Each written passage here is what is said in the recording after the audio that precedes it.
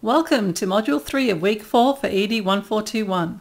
The focus of this week's presentation will be the important role that language plays in the construction of the young child's identity. We will examine how the construction of children's identity happens from the time they are born and is influenced by their social environment, such as the way the child's parents interacts and speaks with them, to even the community that they are born in and what they experience. We'll also examine some of the institutional factors that are already in place, such as the schooling system that children become a part of, and how these institutional bodies will shape the identity of the child. So this week we will distinguish how the cultural and social aspects of our world affect our language choices and locate the ways in which our identity, and that of the children in our care, is socially constructed through our language use. We'll also understand the differences between socially and naturally determined factors of identity and discuss the concept of social construction and its relation to discourses. So to begin, we'll look at the concept of institution and how institutions create truths that we take for granted. These systems or institutions exist in our culture from the time we are born, that we just see them as natural or as the way things are. For example, our monetary, legal, political and school systems all appear normal or natural to us, as it is not until we examine other cultures around the world that we begin to see how these systems are socially constructed, as they are contingent on historical and cultural backgrounds that cause them to come into being.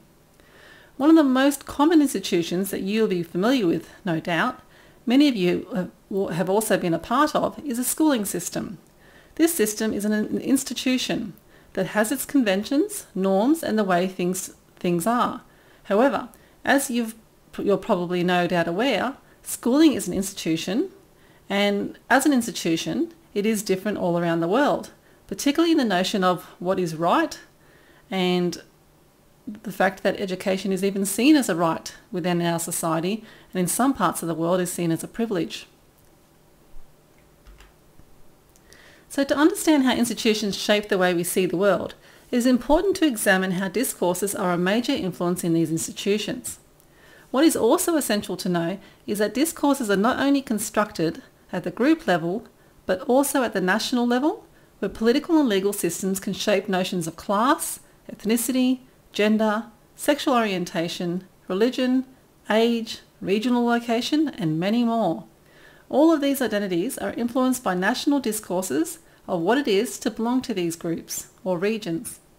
However, what these attributes inadvertently do is cluster or label each of us. They impact us whether we like it or not. So therefore, we now know that it is our historical, social, cultural, economic and political background that will influence how we have been positioned and how we see ourselves. What is essential now is to ask yourself, well, how do you describe yourself? Well, how do I describe myself? Or rather, how do I categorize myself? Well, I am a woman, mother, wife, sister, friend, writer, hiker, and a whole variety of other labels. What you can see, or rather hear, from my brief description of myself, is that these labels identify me, or who I am. They express my essential identity in terms of clustering myself under various categories, such as wife and mother. Some of these are influenced by institutions and systems, and others influenced by culture, history, and a whole variety of other factors that I've already mentioned. So, if we categorize ourselves by using these labels, as I have, what are the consequences, and should we even be concerned about the use of labels? Or are our role in perpetuating them something to be even talked about? What you have learned so far is that labels can stereotype or typecast individuals or groups, and it is these stereotypes and labels that shape how we see each other and the world. These are not problematic in and of themselves, but it is only when we look at historical examples, such as when social groups were labelled as deviant, primitive or greedy, that we see that some labels and stereotypes could even have devastating consequences. Through these brief examples, we can see how our use of language which appears relatively harmless, can create prejudice against other groups due to the meaning that the language conveys. At a smaller scale, labels can also become like self-fulfilling prophecies, where the label shapes the individual's way of seeing the world and they act in accordance with it, not realising it is socially constructed and that they can change it. So, coming back to institutional discourses for a bit, we now know that institutional discourses shape our identity and what we see as normal. We also know that institutions offer some individuals power, while others are disadvantaged and marginalised by the discourses that are reinforced by these institutions. This is because institutions are self-perpetuating, meaning that they maintain things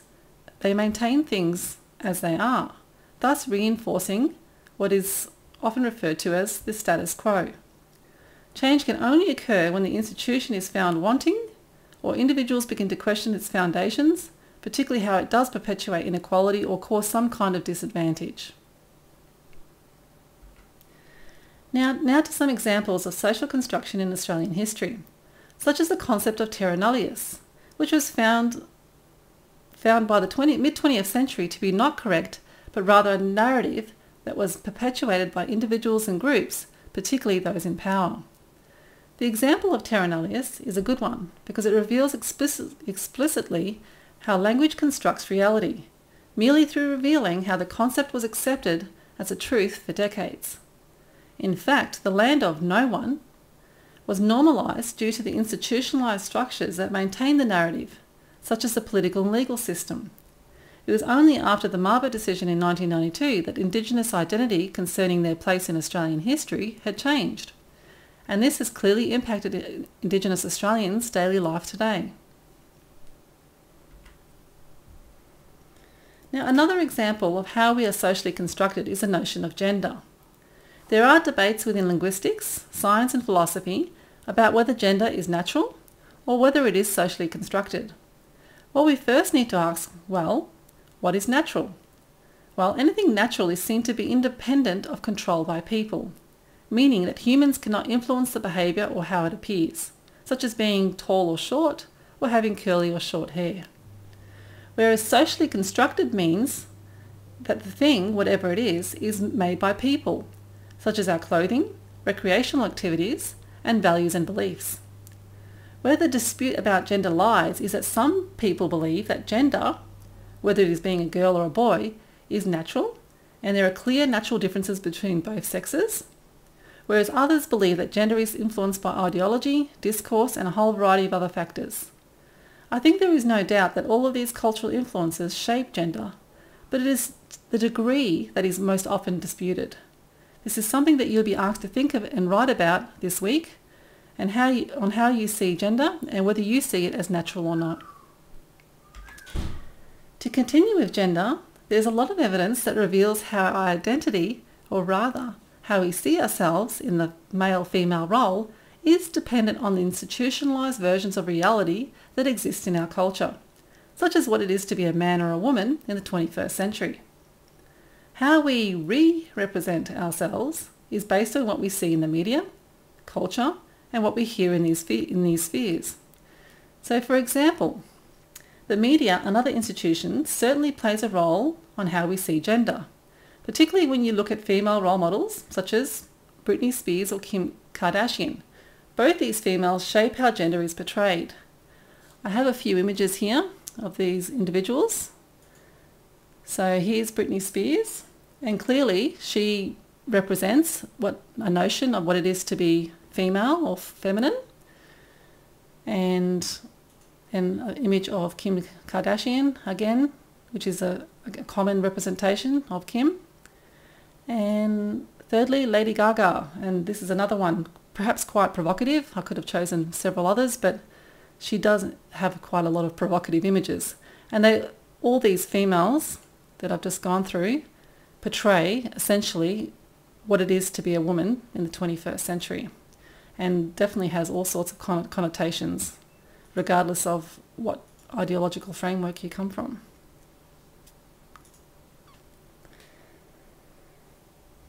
So, another factor to consider is the subtlety of words which can normalise certain ways of seeing men and women, such as using the dichotomies of sir. I've got a picture here of what individuals think of, or what the connotation of the word sir has, and clearly a man in a suit, very nicely dressed. Then there is the word bachelor, and this is a connotation that a bachelor has. And what we think of when we think of madame. This is a 21st century example. There was several ones going in the 20th and 19th century, but not as relatable as to today's standard, but still there is a connotation, and this woman does resemble the 20th and 19th century images. And a spinster.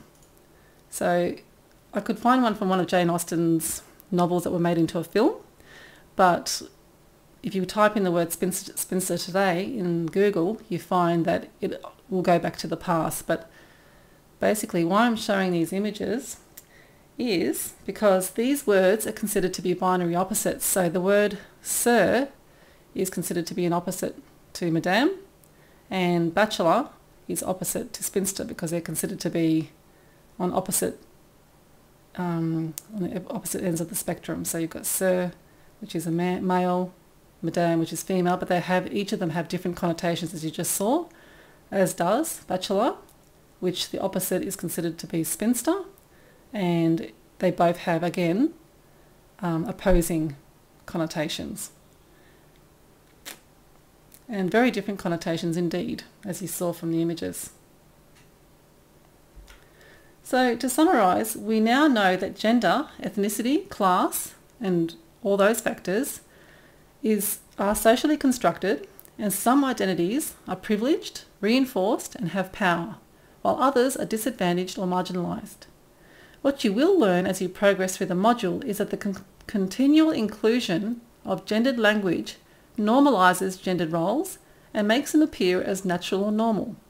But are they? That's a question for you to answer. As teachers, we need to notice these constructions and create a strong but empowering sense of identity in our children. An awareness of how notions of identity are socially constructed will help us ensure that we offer our students a variety of ways to see the world rather than be determined by the dominant discourses around them. So again, if you have any further questions, please post questions about the subject or this module in the frequently asked questions located in Learn JCE, or contact me directly. See the subject outline, the LibGuide, Learn JCU, and Facebook for further contact details and information about this subject. Thank you for listening to Module 3, Language and Social Identity of Young People. Next week, I'll present a video for Module 4, Literacy or Literacies. Please again subscribe and comment. Any feedback is appreciated. Thank you. Bye for now.